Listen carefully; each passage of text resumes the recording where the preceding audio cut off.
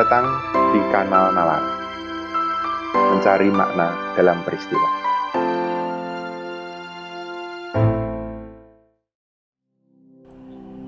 Saudara-saudara, kali ini saya akan mencoba menanggapi dan menjawab sejumlah pertanyaan, komentar, atau kalau saya boleh sebut curhat teman-teman ASN yang ditujukan kepada saya lewat beberapa kesempatan.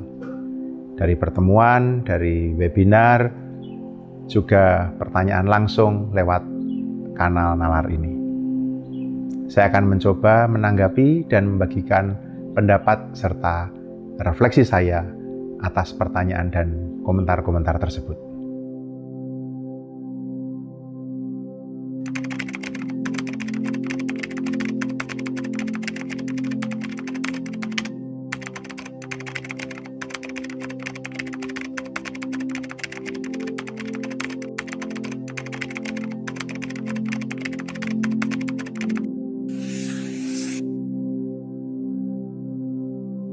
Mengenai politisasi birokrasi, saya kira begini situasinya. Para ASN bekerja dalam sebuah struktur. Struktur itu struktur pemerintahan yang kepalanya dipilih melalui proses politik, baik di pusat maupun daerah. Pemerintah pusat maupun pemerintah daerah, dua-duanya dipilih melalui proses demokrasi atau proses politik. Dengan kata lain, pengaruh politik dalam birokrasi itu tidak bisa dihindari. Itu given. Anda suka atau tidak suka, pasti ada pengaruh politik dalam birokrasi. Pertanyaannya adalah, kalau tadi Anda bertanya mengenai dampak politisasi birokrasi, sebenarnya dalam pertanyaan tadi Anda sendiri sudah menjawab. Ketika politisasi birokrasi itu mengkompromikan meritokrasi, ketika politisasi birokrasi itu mengkompromikan profesionalisme, maka birokrasi itu ada dalam bahaya. Dia tidak bisa menunjukkan kinerjanya, dia tidak bisa perform, dalam kata lain. Karena itu, sebenarnya politisasi birokrasi, artinya birokrasi yang kemudian diperlakukan atau mendapatkan perlakuan secara politis, mestinya tetap mengingat prinsip dasar bahwa birokrasi adalah bagian, adalah mesin dari pemerintahan itu sendiri yang ada untuk melayani masyarakat warga. Sementara di satu sisi, politisasi birokrasi ini barangkali tidak bisa dihindarkan.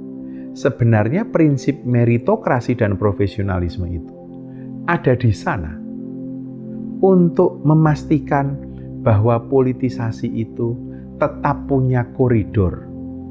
Karena pada akhirnya, birokrasi yang baik adalah birokrasi yang berdasarkan merit, berdasarkan kemampuan.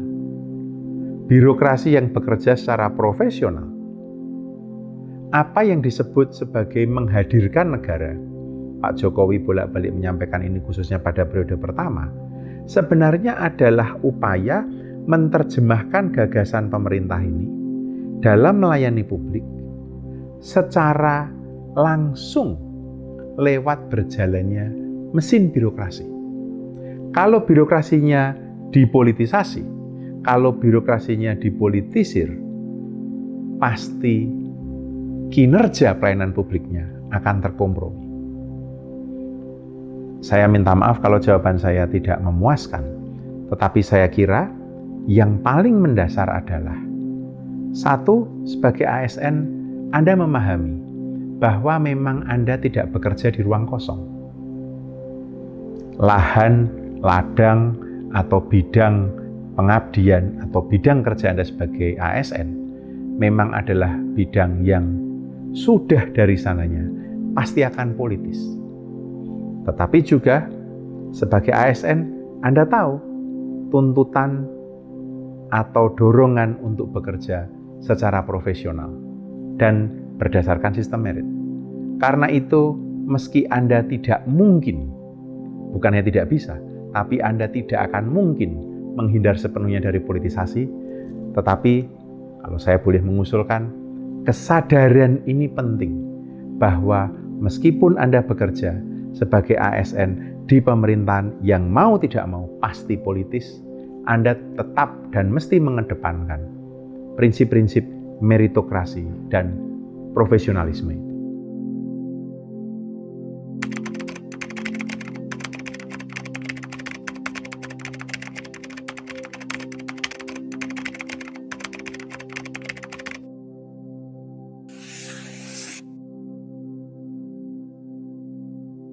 Baik, pertanyaan ini mengenai sebenarnya kedekatan.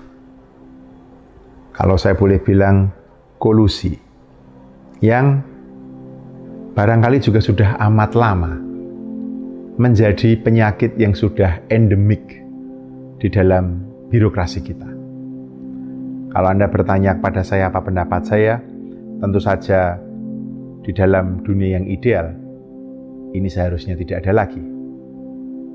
Tetapi pasti kita akan bisa berkelit. Tetapi saya kenal dengan dia baik. Kalau sama-sama kenal dibandingkan dengan yang tidak kenal, tentu saya memilih yang kenal. Seputar itu jawabannya pasti, ya kan? Atau tepatnya seputar itu alasannya. Begini, kalau kita melihat saat ini kita punya 4,3 juta 4,2 sampai 4,3 juta ASN yang bekerja di Indonesia, memberikan pelayanan publik. Saya kira untuk menjadi negara yang maju, untuk menjadi negara yang hebat, yang divisikan Indonesia 2045, negara yang kita inginkan semaju itu, mau tidak mau, pasti ASN-nya juga harus maju. Karena itu, menurut saya, amat mutlak proses paling awal dari rekrutmen ASN itu memastikan kita mendapat input sebaik-baiknya. Perkoncoan atau kolusi atau kedekatan, saya kira mesti disingkirkan, diganti dengan meritokrasi. Bahwa mereka yang memang punya kemampuan, punya kompetensi, itu yang masuk. Apakah hanya di sini? Tidak. Termasuk di dalam proses berikutnya. Kalau kita merujuk tahapan di dalam manajemen talenta, jadi kita anggap ASN ini sebagai sebuah sektor yang kita kelola talentanya. Tahap pertama adalah rekrutmen. Tahap kedua adalah development, pengembangan karir.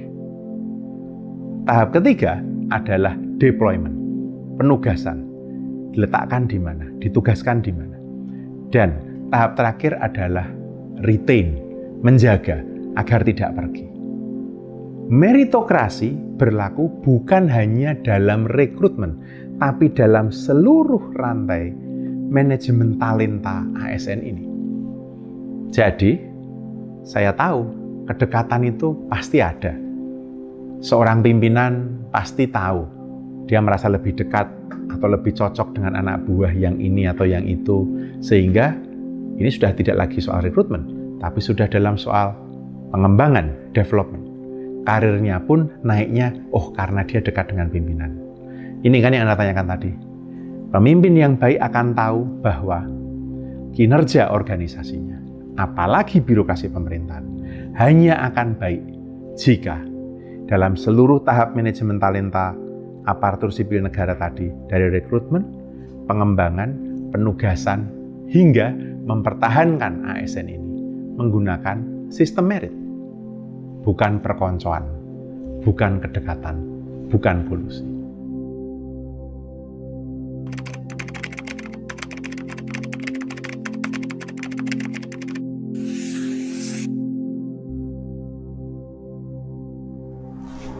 Soal take and give, ini adalah hal yang selalu menarik didiskusikan, terutama di kalangan ASN. Jadi seolah-olah ketika saya bekerja dengan kolega saya sesama ASN, Dalam satu hal, saya memberikan sesuatu dengan harapan suatu saat saya akan menerima kembali. Entah itu bantuan teknis, entah itu dukungan, bahkan bisa jadi promosi jabatan. Kembali, ini bukan hal baru, ini soal yang juga sudah lama terjadi. Bahkan tadi ada yang mengatakan sudah jadi budaya dalam ASN kita. Refleksi saya begini, manusia memang pasti berinteraksi. Anda sebagai korps ASN juga berinteraksi dengan orang. Dan dalam keseharian yang normal, take and give itu juga normal-normal dan wajar-wajar saja. Yang menjadi masalah adalah ketika take and give itu mengkompromikan kinerja birokrasi. Mungkin jawaban saya ini tidak begitu populer, tetapi kalau saya mau sampaikan kepada Anda adalah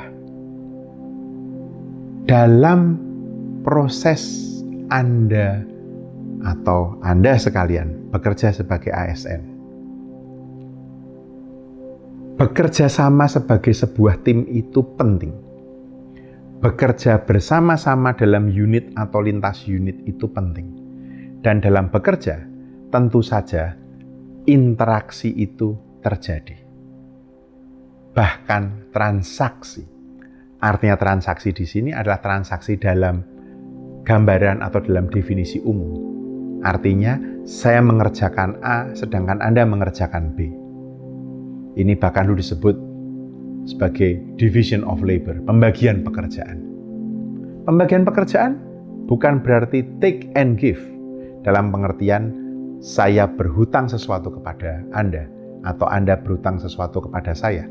Karena saya sudah melakukan ini untuk Anda, maka saya berharap suatu hari Anda melakukan. Atau bahkan saya bisa menuntut Anda melakukan sesuatu kepada saya. Sebagai balasan. Bukan begitu. Proses interaksi dan transaksi dalam pekerjaan, saya melihatnya bukan sebagai sebuah proses take and give. Melainkan, ya proses transaksi, ya proses interaksi dalam kerja. Saya kira pemahaman ini mungkin yang tidak sepenuhnya ditangkap, tidak sepenuhnya dimengerti. Ketika seorang pejabat eselon 2 meminta bantuan kepada pejabat eselon 2 lainnya, bukan untuk kepentingan pribadi, tetapi untuk kelancaran kinerja organisasi, direktoratnya, atau direktorat jenderal, atau kedeputiannya, itu bukan take and give, utang-utangan tadi.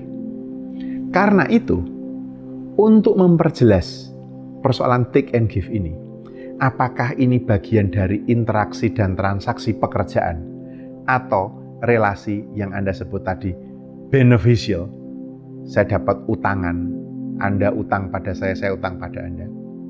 Definisinya atau batasannya hanya satu. Apakah itu menguntungkan pribadi, saya atau Anda, atau organisasi? Selama itu tidak menguntungkan saya atau Anda secara pribadi, tetapi untuk kinerja organisasi, Anda tidak perlu merasa Anda utang. Anda tidak perlu merasa Anda harus give karena Anda take dari rekan kerja Anda. Ingat, salah satu definisi korupsi adalah memperkaya diri sendiri. Take and give ini juga bagian dari itu kalau kita mau melihat dengan perspektif itu. Jadi sekali lagi, selama itu bukan untuk kepentingan individu, itu adalah bagian dari pekerjaan.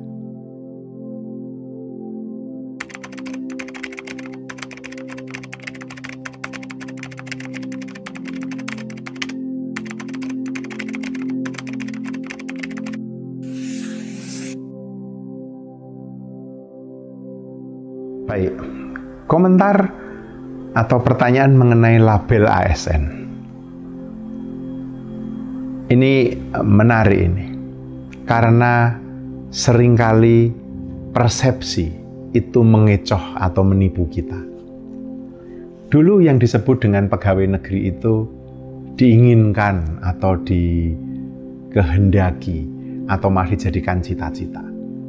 Saya masih ingat ketika saya kecil, berarti tahun 70-an atau 80-an awal begitu. Apalagi saya datang dari kampung gitu kan. Cita-cita orang tua adalah anaknya menjadi pegawai negeri atau punya menantu pegawai negeri.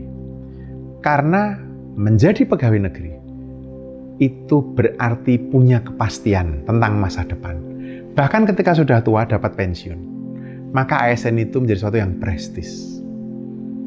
Saya juga mengamati lalu tahun 90-an akhir, awal tahun 2000-an, orang memilih atau lebih senang menjadi atau bekerja di sektor swasta karena banyak duitnya. ASN itu enggak deh, karena ASN itu duitnya kecil meskipun punya pensiun. Lalu sekarang barangkali kita lihat cita-cita anak-anak muda kalau ditanya sekarang adalah pengen bikin startup, ya kan? Saya kira ini adalah kontingensi historis, historical kontingensi.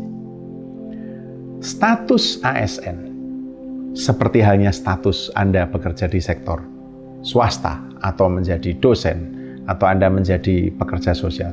Saya kira pada dasarnya, dan saya mau menegaskan dan mendudukkan di sini adalah memang itu sebuah profesi. Titik. Yang saya katakan ini mungkin tidak akan populer bagi Anda, tapi saya harus bilang. ASN juga bekerja. Tidak adil kalau Anda mengatakan bekerja untuk sektor privat itu ya bekerja untuk mencari uang. Sementara kalau menjadi ASN mengabdi negara. Enggak, itu tidak fair. Bekerja sebagai ASN atau sebagai tentara atau sebagai polisi, ya bekerja. Jadi kalau yang bekerja di sektor privat itu tujuannya untuk mencari uang, lalu Anda mengatakan sedangkan sebagai ASN tujuannya adalah mengabdi negara. Enggak, tujuannya juga mencari uang. Caranya yang berbeda. Profesionalisme sebagai pegawai swasta atau di sektor swasta atau sebagai wirausaha berbeda. Ruang, lingkup, cakupan, tanggung jawab dengan profesionalisme atau profesi sebagai ASN. Semuanya bekerja loh ya. Semuanya mencari uang. Memangnya kalau kemudian Anda bekerja sebagai ASN, Anda tidak concern dengan uangnya? Penting. Itu mengapa pemerintah mencoba menaikkan remunerasi ASN itu agar bisa bersaing, sehingga ketika ada lulusan perguruan tinggi mau bekerja, dia bisa melihat dengan lebih fair. Oh, di sektor swasta saya mendapatkan segini, pegawai negeri juga nggak jelek-jelek amat kok gajinya. Yang selama ini, kalau saya tidak salah ingat, tahun 90-an sampai dengan awal 2000 begitu, sebelum ada reformasi birokrasi yang sangat serius, jomplang gaji itu. Sehingga pernah dalam satu periode, lulusan-lulusan terbaik perguruan tinggi itu tidak pergi ke sektor negara. Mereka lari ke sektor privat. Karena mereka digaji tinggi. Pengalaman saya dulu kembali ke Indonesia, waktu saya ke UKP 4, saya tinggal 12 tahun di Inggris. Dan waktu itu Bapak Kuntoro Mangkusubroto, Kepala UKP 4 sudah bilang kepada saya tidak akan bisa menggaji kamu, tapi kamu saya beri kesempatan untuk memperbaiki negara ini. Bagi saya saat itu mungkin tidak terlalu menjadi masalah karena saya punya sejumlah tabungan meskipun tidak cukup banyak. Tapi ketika saya di UKP 4, saya ketemu anak-anak muda yang dalam umur mereka sudah disetarakan dengan eselon 3, eselon 2, bahkan eselon 1. Saya bertanya, kok seperti ini Pak? Dan jawabannya adalah, ini cara saya agar saya mendapatkan talenta-talenta terbaik. Paham saya maksudnya? Maka ketika saya dijadikan deputi di kantor staf presiden, saya sampaikan kepada Pak Luhut, kepala staf pertama, Pak, cara kita mendapatkan anak-anak muda ini yang berpotensi, yang ada di luar sana, untuk kita tarik masuk bekerja untuk pemerintahan, memang salah satunya adalah dengan remunerasi yang baik. Agar bersaing, agar kita bisa mendapatkan orang-orang terbaik itu masuk ke pemerintahan. Itu yang terjadi dengan KSP. Saya tarik anak-anak muda. Ada yang lulusan luar negeri, lulusan dalam negeri. Langsung yang terendah saya setarakan dengan eselon 3, lalu eselon 2, ada yang saya tarik yang pantas eselon 1 saya setarakan. Meskipun kalau mengikuti jalur karir, barangkali mereka belum ada di sana. Tetapi itu menimbulkan dan menghasilkan tidak hanya motivasi tapi kinerja yang baik. Maka, kalau Anda berpikir bahwa bekerja di sektor pemerintahan itu mengabdi saja, bukan hanya soal uang, saya kira itu salah. Karena itu saya sangat mendukung, kalau Anda lihat sekarang, bagaimana struktur penggajian ASN kita sudah jauh lebih baik. Sudah jauh lebih baik. Baik dari besaran, dari fasilitas yang diterima. Karena itu, menurut saya, sekarang playing field-nya, area bersaingnya, antara sektor swasta pemerintahan dalam mendapatkan orang-orang terbaik ini sudah lebih level, sudah lebih sama. Saya ingat tahun 2019 akhir, saya diundang ke pertemuan, saya lupa yang mengadakan siapa, tapi saya ingat tempatnya di salah satu ruangan besar milik Kementerian Luar Negeri, di mana ada kurang lebih 200, lebih saya kira mungkin 300 malah, PNS-PNS baru, yang baru lulus seleksi. Ada yang sudah bekerja sebagai banker di Singapura, pulang ke Indonesia, bergabung dengan kementerian, saya lupa kementerian apa, luar negeri atau kementerian mana, saya lupa. Ada yang sudah bekerja berapa lama di Tokyo, pulang ke Indonesia, bergabung dengan ASN. Ada yang sudah bekerja di negara mana lagi. Ada lulusan terbaik dari kampus swasta yang sangat baik. Ada lulusan terbaik dari UGM, dari UI, dari UNS. Semuanya masuk ke pegawai negeri sipil kita, ke jajaran ASN kita. Itu membuat saya lebih optimis, lebih yakin bahwa masa depan ASN kita akan lebih baik.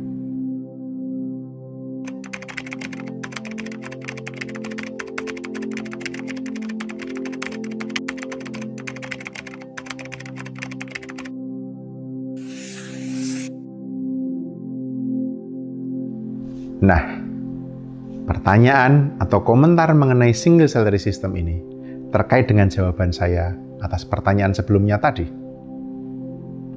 Jadi, memang dalam kondisi yang ideal, seharusnya ASN kita digaji mendapatkan remunerasi yang sama, single. Kalau Anda bertanya, sudah dilakukan di negara mana saja? Sudah banyak yang melakukan. Hampir semua negara maju, single salary system. Tentu ada band, tentu ada spine yang berbeda-beda. Band dan spine itu artinya masuk kelompok, golongan, kemudian di level yang mana.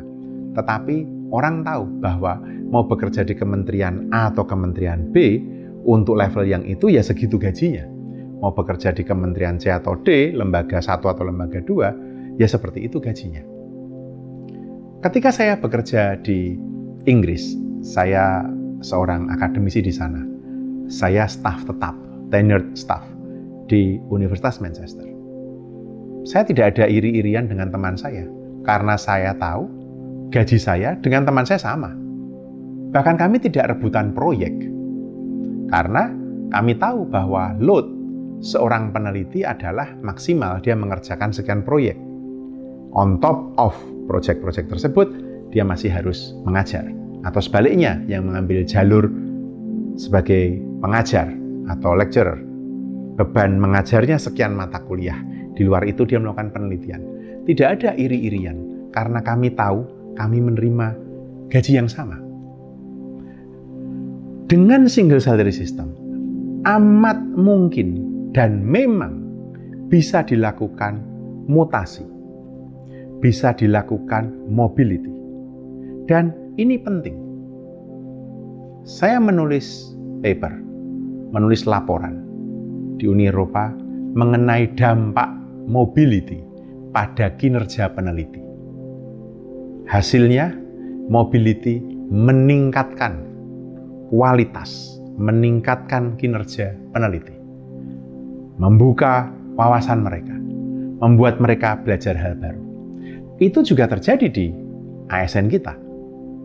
Kalau ASN itu punya pengalaman bekerja di Kementerian A, pindah ke Kementerian B, pindah ke Kementerian C, dan seterusnya, wawasan mereka akan meningkat.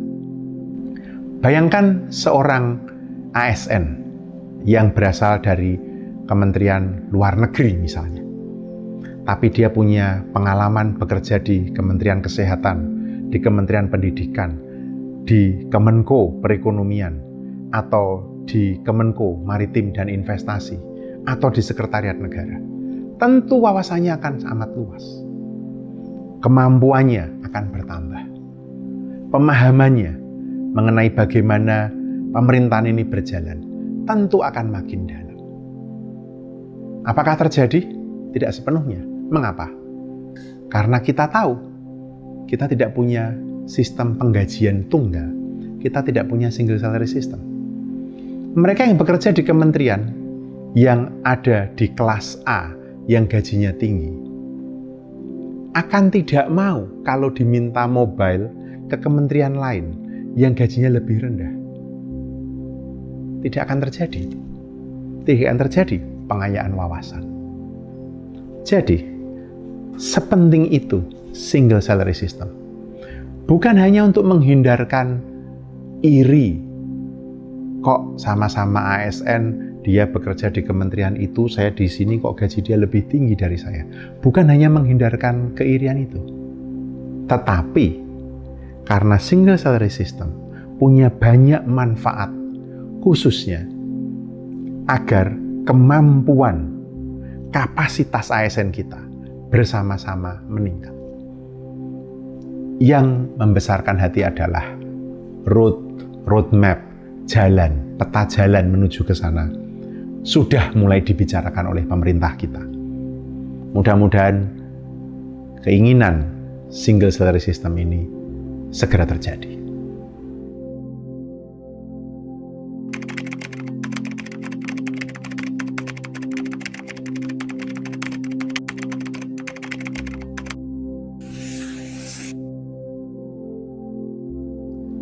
Pertanyaan atau komentar ini juga terkait dengan dua hal yang kita bicarakan sebelumnya.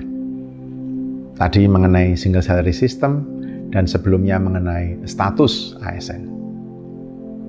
Persoalan mengenai beda take home pay dalam jabatan yang sama, baik daerah maupun pusat, apalagi karena terkait dengan PAD yang berbeda-beda, memang jadi isu.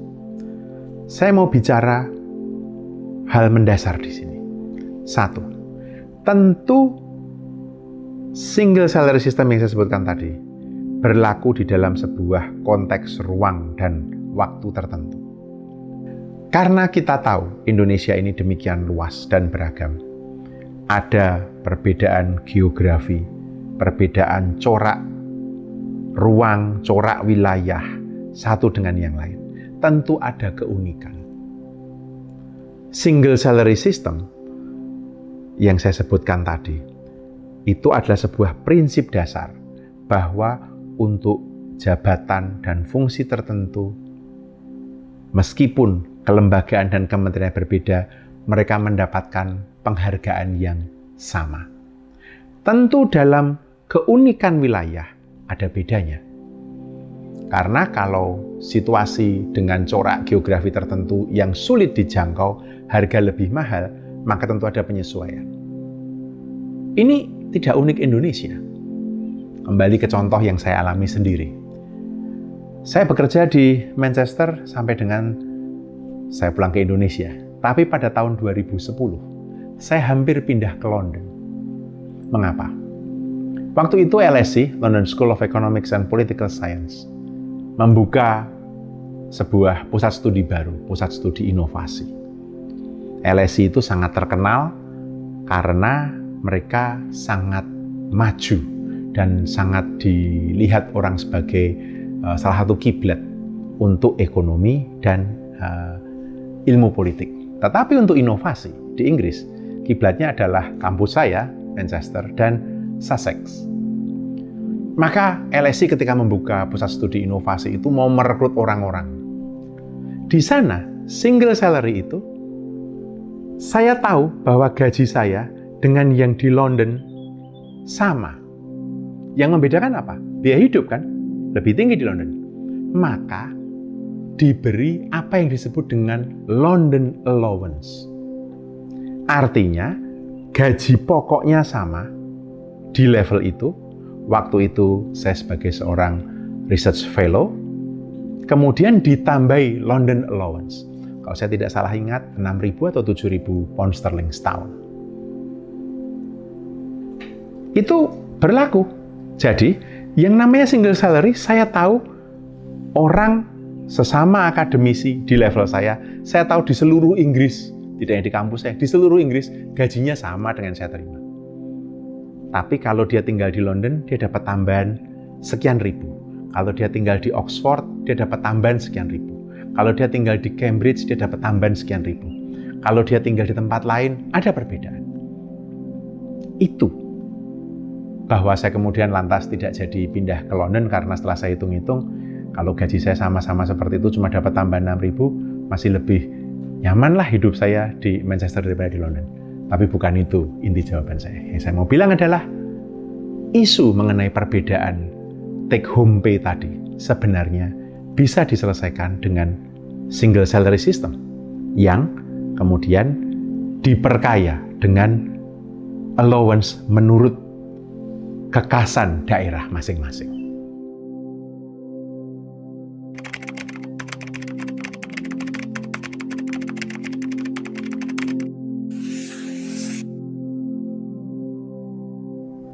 Beda pimpinan, beda kebijakan. Ini satu hal yang sebenarnya amat buruk dan tidak boleh diteruskan. Karena pemerintah membangun dengan visi yang sudah ditetapkan. Baik secara nasional, kalau kita punya RPJP dan RPJM, di daerah kita juga punya rencana pembangunan menengah untuk daerah. Beda pimpinan, beda kebijakan. Ini amat berbahaya sebenarnya. Terutama ketika terkait dengan hal-hal yang amat mendasar. Kalau beda pimpinan, beda strategi, itu wajar. Tetapi kalau beda pimpinan, beda kebijakan, dalam arti perbedaan mendasar kebijakan pemerintah terhadap satu hal tertentu, saya kira ini mesti mendapatkan perhatian yang lebih serius. Tentu saja pimpinan, mereka manusia, mereka punya visi, mereka punya pendekatan yang berbeda-beda. Tetapi masuk dalam jabatan publik bukan berarti lalu bisa semena-mena atau seenaknya mengubah kebijakan. Tidak. Di banyak negara maju, visi pembangunan ditetapkan. Bahkan ketika ganti Perdana Menteri atau ganti Presiden atau ganti Kepala Negara, visinya sama, kebijakan pokoknya sama. Mungkin cara mencapainya berbeda. Mungkin pendekatannya akan korps, pegawai negeri atau aparatur sipilnya berbeda. Mungkin pendekatan terhadap penggajian atau sistemnya berbeda. Mungkin strategi mencapainya berbeda-beda. Tetapi kebijakan pokoknya tidak boleh ganti setiap ganti pimpinan. Karena kalau begitu, kita tidak akan pernah mencapai tujuan. Seperti Anda katakan sendiri, sudah hampir sampai di sana, ketika ganti pimpinan, berubah semuanya. Saya punya contoh konkret. Sebuah pemerintah daerah, sebuah kabupaten di Indonesia, yang punya kemajuan luar biasa. Dalam 10 tahun ketika dipimpin seorang bupati, perkembangan tidak hanya ekonomi, tapi kesejahteraan berkembang dengan sangat baik. Keterbukaan pemerintah berjalan dengan baik. Kesejahteraan masyarakatnya meningkat. Kinerja ekonominya membaik. Lantas, diganti bupati yang baru. Bupati yang baru ini juga punya visi yang baik. Juga punya rencana yang baik. Tetapi ketika beliau duduk di pemerintahan sebagai bupati yang baru, kebijakan bupati yang lama ini hampir semua dibatalkan. Akibatnya bagi saya amat memprihatinkan. Terutama bukan karena persaingan politik, melainkan karena dampaknya kena ke rakyat banyak. Karena kemudian angka kemiskinannya naik lagi, angka penganggurannya naik lagi, pemerintahnya tidak lagi terbuka, kesejahteraan secara umum tidak lagi bisa dipertahankan. Saya melihat, mungkin saya salah, tetapi dari yang saya lihat adalah beda pimpinan, beda kebijakan. Ini makin riskan terjadi ketika pimpinan yang baru berasal dari partai atau kelompok politik yang berbeda. Sehingga perbedaan kepemimpinan kemudian menjadi sentimen. Akibatnya perbedaan kepemimpinan pemerintahan juga diwarnai dengan sentimen politik ini. Dan saya kira ini yang merusak. Ini yang mesti kita hentikan.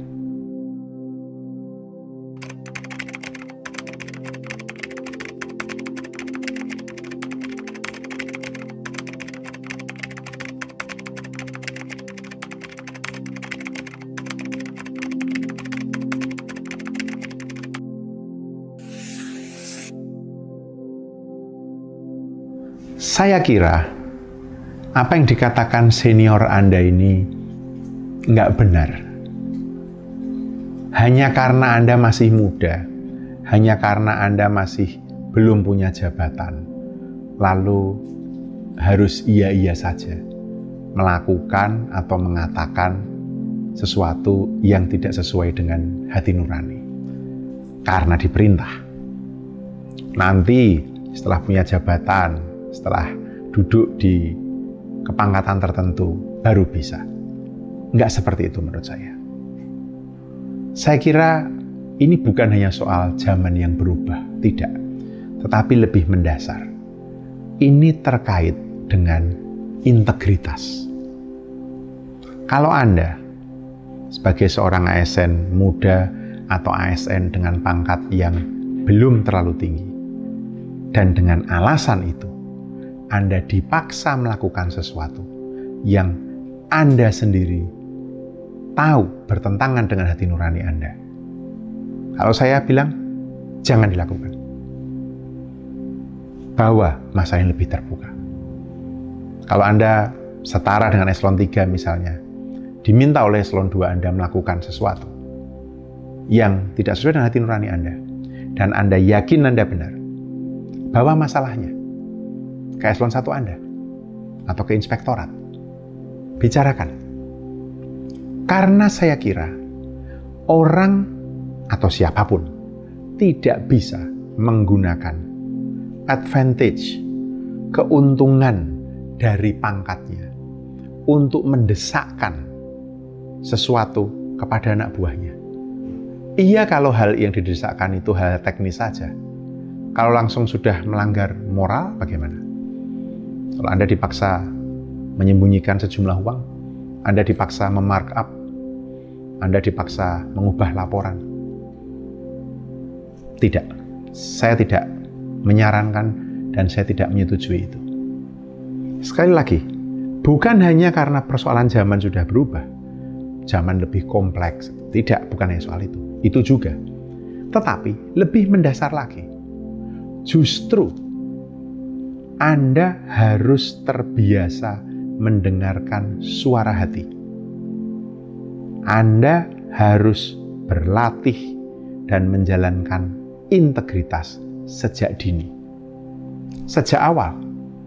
Integritas itu bukan dikerjakan setelah Anda eselon 1 atau eselon 2. Sejak Anda masuk, bahkan sejak Anda kuliah, bahkan harusnya sejak di rumah. Iya kan? Saya ulangi, ini bukan perkara relasi fungsional atau relasi jabatan atasan bawahan zaman dulu, zaman sekarang, tidak. Tetapi sekali lagi, karena ini soal integritas. Integritas dan hati nurani itu tidak jatuh dari langit. Itu dididik. Integritas dan hati nurani itu dididik dari awal. Jadi, Kalau saya mendorong, waktu saya masih di pemerintahan, saya mendorong anak buah saya, rekan kerja saya, menjalankan integritas ini. Dan justru dari hal-hal kecil, karena saya percaya, mereka yang bisa dipercaya untuk urusan-urusan yang kelihatannya sepele dan remeh, urusan-urusan kecil ini, maka dia layak, bisa dipercaya untuk urusan-urusan yang lebih besar. Bukan sebaliknya. Kalau perjalanan dinas Anda, uang Anda jalan, kembali ada sisa, atau pembelanjaan sisa dan dilaporkan. Ini ada sisa uang sekian, Pak. Atau laporan dikerjakan dengan baik. Atau detil dengan urusan titik koma persuratan. Saya percaya anak yang mengerjakan itu bisa saya beri tanggung jawab untuk urusan yang lebih besar. Tidak dibalik cara berpikirnya. Saya ulangi, mereka yang bisa dipercaya untuk perkara-perkara kecil, dia bisa dipercaya untuk perkara-perkara yang lebih besar. Terima kasih sudah menyaksikan video ini. Semoga kita bisa menemukan makna dan pemahaman yang lebih dalam bersama nalar.